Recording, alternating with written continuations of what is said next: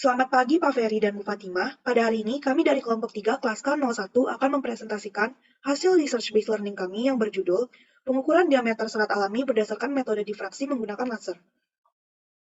Berikut adalah anggota kelompok kami dari kelompok 3.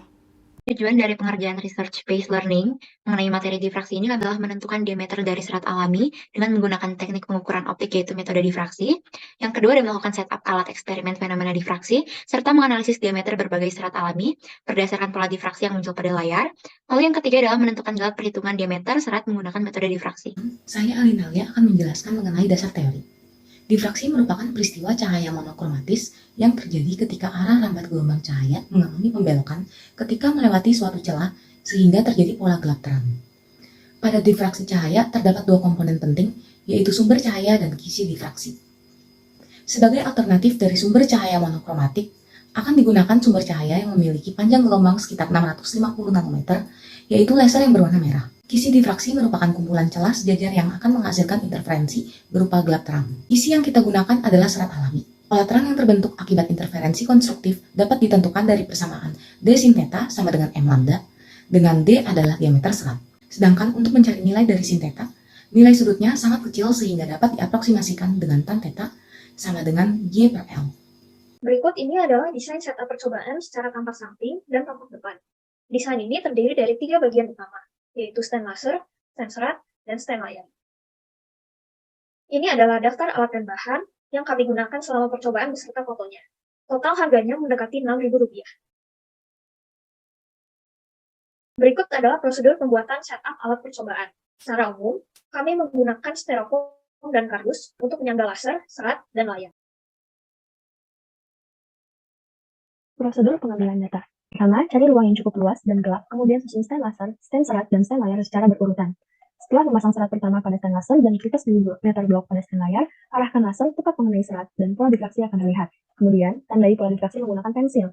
Untuk jarak yang sama, ganti serat pertama dengan serat kedua, lalu serat ketiga. Dan jangan lupa untuk mengganti kertas meter blok pada layar. Lakukan cara yang sama seperti pada tahapan di atas dan lakukan sisa pengambilan data dengan serat lainnya dengan variasi jarak yang berbeda. Prosedur pengukuran serat di LFD. Siapkan serat yang akan diukur menggunakan komputer, kabel mikroskop digital, preparat dan aplikasi. Nyalakan komputer dan sambung kabel mikroskop digital pada komputer, kemudian buka aplikasi mikroskop digital. Masukkan preparat yang sudah terdapat serat di dalamnya ke bagian bawah mikroskop digital dan atur agar serat dapat terlihat jelas pada layar komputer. Klik simbol kamera dan hasil tangkap layar dapat dilihat di bagian kiri. Klik kanan pada file tangkapan layar untuk menyimpan pada folder yang diinginkan. Gunakan aplikasi ImageJ untuk mengetahui ukuran serat. Ukuran dari satu kotak persegi kalibrator adalah 0,1 x 0,1 mm. Terakhir, lakukan langkah yang sama untuk mengukur diameter serat lainnya. Untuk percobaan ini, kami memvariasikan serat yang akan kami ukur. Serat yang pertama adalah serat jeruk. Untuk pengambilan data serat jeruk ini, kami memvariasikan lagi jarak dari celah ke layarnya, yang berisi 3 variasi. Variasi yang pertama yaitu 407 cm, variasi yang kedua 478 cm, dan variasi yang ketiga adalah 502 cm. Untuk panjang gelombang dari lasernya tidak kami variasikan, yaitu 650 nanometer. Dari pengambilan data ini, yang kami dapatkan adalah jarak terang kanan, jarak terang kiri, dan Y-nya semuanya dalam sentimeter. Berikut ini adalah tabel-tabel dari data yang kami dapatkan. Variasi yang kedua adalah serat pisang. Dari pengambilan data serat pisang ini, variasi jarak dari celah ke layarnya juga sama, 407, 478, dan 502 cm. Panjang gelombangnya pun sama, yaitu 650 nanometer. Berikut ini adalah tabel-tabel dari data yang kami dapatkan. Variasi serat yang terakhir adalah serat daun kunyit. Sama dengan dua serat lainnya, jarak dari celah ke layarnya pun sama, 407, 478, dan 502 cm. Panjang gelombangnya pun sama, yaitu 650 nanometer. Berikut ini adalah tabel-tabel dari data yang kami dapatkan. Jadi sebelumnya kita udah dapat data-data dari berbagai serat ya. Kita tuh bakal menghitung dan mengolah data-data tersebut tentunya. Goal kita itu adalah mencari diameter dari setiap serat yang ada. Pertama-tama, kita harus tahu persamaannya yang mana. Nanti kita mengacu pada persamaan D sin theta sama dengan M lambda. Nah, karena tetanya kecil, maka sin theta itu dekat hasilnya dengan tan theta dan bakal juga dekat dengan Y per L gitu. Oleh karenanya D dapat kita cari dengan rumus M kali panjang gelombang dikali L per Y gitu. Nah, data-datanya sudah kita olah dan kita bisa juga dalam tabel seperti ini.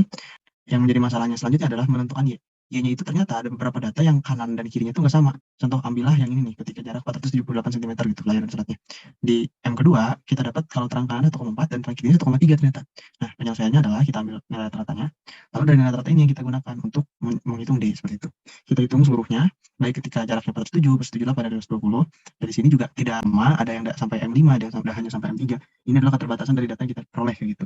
Nah, dapat tuh rata-rata diameter seratnya ketika 407 berapa, ketika 478 berapa, dan ketika 520 berapa diameternya. Untuk jeruk, hal yang sama kita lakukan pula kepada serat yang lain. Contohnya adalah serat pisang. Gitu. Kita dapat tuh 3 nilai diameter dari masing-masing jarak serat ke layar. Itu juga untuk serat yang lain satu lagi, yaitu serat daun kunyit. Kita gunakan juga data yang sama gitu. Sehingga dapatlah hal yang ingin kita cari. Yang pertama adalah rata-rata diameter dari seratnya. Nah, dari serat jeruk pisang dan daun kunyit kita peroleh rata-ratanya itu adalah 0,051 cm. Lalu di serat pisang ada 0,033 cm dan serat daun kunyit 0,021. Tapi kita sudah melakukan pengukuran diameter secara lain gitu. Yaitu kita menggunakan mikroskop digital dan juga software komputer untuk kita dapat mengukur diameter secara langsung kayak gitu. Gampangnya mungkin sudah dijelaskan di bagian percobaan tadi. Nah, hasilnya itu keluar kayak gini. Hasil diameter seratnya ternyata 0,05 beserta galatnya. Oleh karena itu, kalau kita bandingkan diameter dari hasil eksperimen difraksi dan diameter dari hasil asli itu kita memiliki perbedaan. Dan ketika kita hitung galatnya, kita peroleh galat serat jeruk sebesar 2,08%, serat pisang sebesar 14,62%, dan serat daun kunyit sebesar 3,13%. Tentu. Pada percobaan ini, terdapat beberapa variabel yang kami variasikan. Salah satunya yaitu diameter dari beberapa jenis serat yang digunakan. Kami memilih 3 jenis serat yang digunakan, yaitu serat jeruk, serat pisang, dan serat daun kunyit. Setelah 3 serat diuji, diameter yang paling besar adalah serat jeruk, dan diameter yang paling kecil adalah serat daun kunyit. Selanjutnya, pada bagian analisis dan pembahasan, akan dibahas mengenai hubungan jarak layar ke serat L terhadap diameter yang dihasilkan. Grafik tersebut menjelaskan persamaan D dikali Y per L sama dengan M dikali lambda dengan baik kecuali untuk serat jeruk. Diameter sendiri merupakan variabel yang tetap untuk suatu serat tertentu. Maka berapapun jarak layar ke diameter, seharusnya tetap memenuhi persamaan yang akan menghasilkan nilai diameter yang sama. Pada grafik pisang dan kunyit, ketika garis regresi ditarik, dapat dilihat bahwa kemiringannya sangat kecil mendekati 0, yang menunjukkan bahwa diameter yang didapatkan akan stagnan dari jarak berapapun. Namun, galat yang cukup besar terjadi ketika kita melihat grafik dari serat jeruk yang memiliki kemiringan 0,0003, di mana ini terjadi karena serat jeruk yang kami gunakan kurang halus sehingga diameter yang dihasilkan dapat berbeda-beda pada setiap percobaan. Pada grafik tersebut, dapat dilihat hubungan Y dan L, di mana seiring bertambahnya jarak serat ke layar, maka nilai Y juga akan meningkat. Selanjutnya, akan dibahas juga mengenai galat diameter serat hasil eksperimen terhadap diameter referensi. Galat yang ada terjadi karena beberapa faktor. Faktor ini mempengaruhi nilai dari variabel yang nantinya akan menghasilkan diameter dari serat yang diuji. Faktor-faktor tersebut adalah seperti bentuk serat yang tidak mulus, adanya penandaan terang pusat yang tidak presisi, dan galat yang dihasilkan dari alat pengukur yang digunakan.